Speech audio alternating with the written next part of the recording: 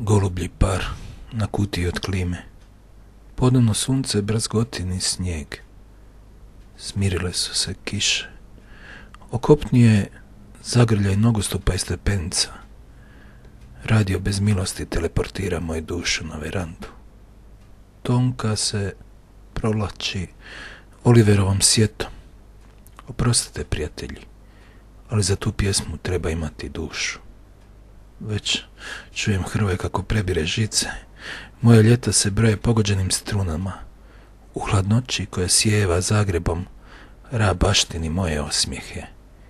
Jednom, kad rijeke preplave zlatna slova u mramoru, neko dijete možda i zapjeva uspavanku maestrala.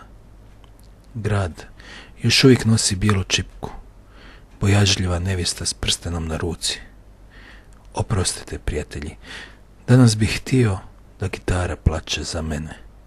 Onako nježno, poput cvatnje cvijeta. Nekoć su ulice disale ružama.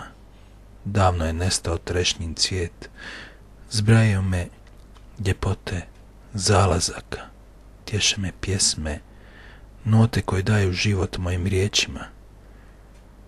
Ljudi koji poznaju u dušu, u dimu duhana, ugutljaju vina. Dopuštam voljinima da me rastaču, oni znaju dodirnuti strunama. Pa kad se susretnemo pod granom čempresa, u toplom krilu otoka, svi puti postanu na korak. Izbriše se tuga i taj plač gitare, rascvjeta se poput oleandra. Samo se barka jedvice ziba, vezana uz pustu rivu, na kojoj zime ostavljaju tek rođenu djecu, te vjetrove velebitske.